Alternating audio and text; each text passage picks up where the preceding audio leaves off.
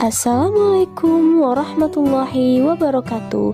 Sobat Lutfi Info dimanapun berada, welcome to my channel YouTube Lutfi Info, YouTuber santai yang membuatnya terlelap hingga tertidur. Gerakannya seperti badai yang membuatnya terkejut hingga terbangun dari tidur. Salam takdim untuk semua. Wabarakatuh. Alhamdulillah. Kita tadi sidang pra peradilan untuk kesaksian ya. Untuk masalah kasus bukti dari pemohon. Bukti dari pemohon, berarti bukti dari keluarga Fahim ya. Iya, baik. Sengaja gue nggak pakai ustadz atau kiai karena supaya kelihatannya lebih netral gitu. Ya, banyak yang bilang bahwasanya Babe Aldo berpihak, nggak ada keberpihakan kecuali kepada kebenaran. Ya. Sekali lagi gue pertegas, gue hadir di sini tidak ada keberpihakan kecuali kepada kebenaran. Dan alhamdulillah tadi gue mendampingi para saksi yang dikatakan korban di media-media. Itu media-media yang mengatakan korban-korban itu siap-siap kalian akan melihat fakta yang luar biasa. Yang pertama, tadi nggak perlu saya sampaikan semuanya ya, karena kami tidak mau mendahului apa hasil keputusan sidang pengadilan. Akan tetapi rekaman-rekaman mereka tadi di ruang persidangan itu semuanya udah terekam jelas. Artinya kebenaran di fakta-fakta kejadian masalah penangkapan Fahim ini tadi sudah dibahas di persidangan. Nah sekarang kami lagi bersama para pengacara. Sehat semua? Sehat, alhamdulillah. Ini yang mau mewakili yang mana dulu nih? Ya, enggak apa-apa. Surung-surungan mau kopi deh nih ya. Enggak apa. Oke. Tapi sebelum itu saya mau nanya sama Pak Edi dulu. Pak Edi tadi sempat diskors itu persidangan ya Pak? Ya, diskors. Gara-gara apa itu Pak? Itu mungkin karena miskomunikasi saja. Jadi dianggap kita tidak menghadirkan atau mengajukan alat bukti berupa saksi. Identitas saja yang perlu dilengkapi. Oh, pantesan tadi ada fotokopi Ya. itu. Iya. Itu syarat utama itu untuk diajukan sebagai saksi. Karena ada miskomunikasi kita dengan prinsipal. Oke. Jadi ada kesalahan teknis lah. Tapi alhamdulillah kami mengapresiasi hakim tunggal itu memberikan ruang lah. Alhamdulillah. Jadi hakimnya memberikan ruang kepada kita untuk segera identitasnya begitu. Ya mak. menyiapkan ya. Alhamdulillah berarti hakim benar-benar dalam posisi yang bisa kita harapkan untuk mendapatkan keadilan gitu ya. Terima kasih. Ya, terima kasih buat Pak Hakim, dan itu menjadi bukti bahwasannya juga saya melihat kejadian ini tadi. Iya. Warga itu tidak semua memahami hukum, sehingga mereka nggak tahu tentang hukum, dan ini perlu digarisbawahi.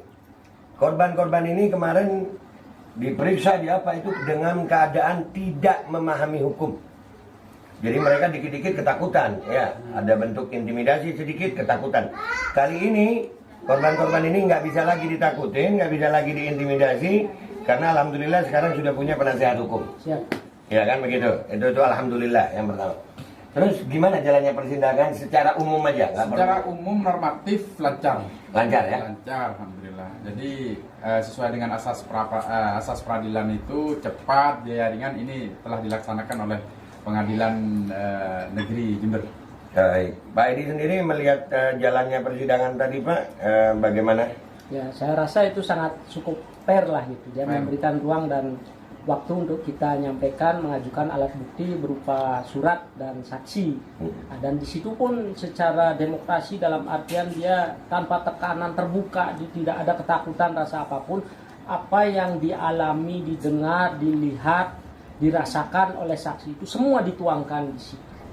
Bahkan itu sangat mengagetkan. Hal-hal itu saya sangat prihatin adanya dalam penegakan, cedera ini dalam penegakan hukum ini oleh aparat-aparat oknum-oknum penegak hukum. Itu tertuang di dalam atau di depan persidangan, dan itu yang menerangkan adalah para saksi-saksi itu sendiri. Itu jadi bukan kita. Jadi disitulah alhamdulillah sudah terekam, dan itu menjadi fakta yuridis, fakta hukum untuk mengambil kesimpulan dari hakim tunggal. Oke. Agenda berikutnya apa nih? Agenda berikutnya bukti dari termohon. Bukti dari termohon. Iya. Ini saya tuh suka ngasih bocoran dikit-dikit sama pemirsa itu. Tipis-tipis saja biar enak gitu Pak. Jadi ngelatih jantung gitu. Ya kan kadang-kadang kan orang itu jantung itu supaya terlatih gitu. Soalnya awal kejadian ini Pak, framing di media tuh, wow, benar sekali. Sampai yang nggak ikut, pokoknya semua ikut ngomong dah. Sampai stasiun-stasiun TV gede dah ikut ngomong. Ya kan? Nah ini tipis-tipis saja. Ya. Saya ini bersama para saksi. Saya bersama para saksi dan saya termasuk yang mendampingi para saksi. Jadi saya tahu keadaan saksi. Apakah di persidangan para saksi tadi menyampaikan bahwasannya sebetulnya ya yang mereka alami ini sebuah kerugian? Karena kan mestinya mereka kalau korban itu akan menuntut si pelaku. Ya kan? Ya, judulnya kan begitu tuh. Kalau jadi korban nuntut pelaku pasti. Nah, posisi mereka itu di persidangan kelihatan nggak ada di mana? Jadi gini, karena kita ini tim B, Ya. advokat, jadi saya yang menulis apa yang ditanyakan dan dijawab dan akan dituangkan dengan kesimpulan. Materi pertanyaannya dan jawabannya tadi yang menguasai Pak Edi. Oke, jadi kira-kira tadi saksi korban ini merasa gini Pak, kan ada nih, ada pelapor, ada terlapor nih, ya kan? Nah, saksi korban tadi ini ada di pihak mana kira-kira? Makanya itu, jadi sebelum saya jawab itu ya, jadi saya ini sebagai penasihat hukumnya Gus Pahim aja sudah saya salah. Dianggap salah. Dianggap membela orang yang salah. Iya. Padahal saya jauh-jauh hari sudah saya katakan, saya ini sebagai pengacara walaupun di atas kertas itu saya dibayar, dikontrak oleh Gus Pahim, tetapi insya Allah saya tidak akan maju tak gentar membela yang bayar. Itu sudah, saya akan selalu objektif. Dan alhamdulillah pada saat tadi sidang mengajukan alat bukti ini kami sudah secara vulgar, transparan, tanpa ada ketakutan apapun, saksi-saksi mengatakan apa yang sebenarnya terjadi dan itu telah dilakukan. Jadi makanya itu saya dapat cemuhan itu biar nanti waktu yang menjawab. Ya alhamdulillah ini sudah ada sinar, ibarat di dalam terowongan itu ada lilin sudah, bahwa siapa sesungguhnya yang salah yang benar, yang merekayasa atau bagaimana itu wallahu alam nanti akan ketemu. Nah, saya sebagai tim dalam ini, kami ini sebagai tim pengacara hanya membuktikan apa yang menjadi dasar kami itu kami buktikan, dan nanti besok ini tanggal 9 adalah bukti daripada termohon kepolisian ini untuk membuktikan dalilnya yang seperti itu, dan itu kami akan secara interaktif kita bedah nanti itu secara aspek hukumnya. Baik, ini pertanyaan terakhir. Tadi saya kan menunggu di luar ruang sidang nih. Ada satu orang saksi keluar tiba-tiba menangis takut di penjara. Ini buat saya, apakah di dalam ruang sidang tadi terjadi dalam tanda kutip kalimat-kalimat intimidasi verbal gitu? Jadi itu makanya ini ya memang secara kacamata awam seperti itu. Cuman ya itu tadi itu ya bisa juga ada message di situ, pesan kan itu dari yang tujuan yang ngomong. Tetapi dalam artian itu dikemas itu secara normatif. Memang semua itu tadi. Ya saya alhamdulillah saksi mengatakan dengan tegar, dengan berani. Siap, saya tidak bohong apa yang saya katakan. Selesai. Itu hanya normatif. Itu apa artinya itu? Dia mengatakan apabila itu berbohong ketemu pada saatnya, nah itu baru bisa diaplikasi. Kalau tidak, apanya itu? Mau 1000 kali ngomong begitu, tidak ada gunanya. Jadi makanya itulah saya katakan, saya garis bawahi, apapun yang dilakukan itu semua ada risikonya. Plus minus itu pasti ada. Sama dengan ini, Gus Pahim dikatakan seperti ini, saksi juga yang dihadirkan itu seolah-olah dia ada korban, ini tidak ada, itu ada nanti aspek hukumnya baik secara pidana maupun perdata, itu pasti proses itu akan berjalan. Kepada siapa itu tergantung para pihak yang memang yang punya kepentingan. Kami sebagai kuasa hukum sebagai gerbongnya saja, asalkan ada kontrak sesuai operasional, kita siap.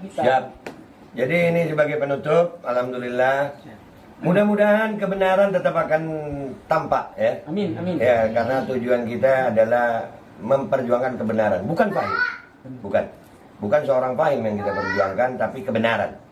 Kalau Fahim memang terbukti bersalah, ya Fahim harus dihukum. Tapi kalau Fahim tidak salah, jangan dipaksa salah dong. Ya.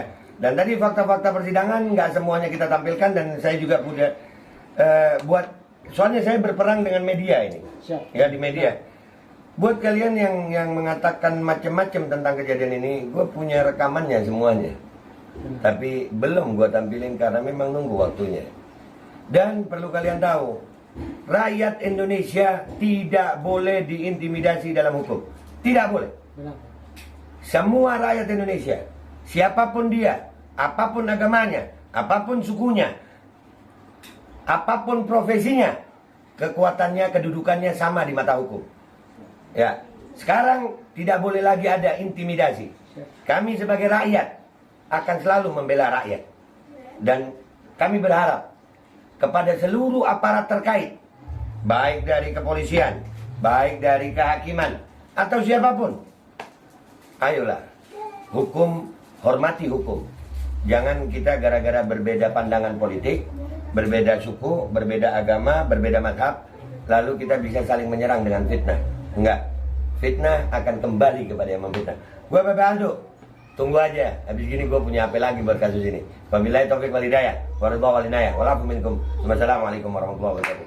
Sukses. Assalamualaikum warahmatullahi Terima kasih. wabarakatuh. Gua ngopi udah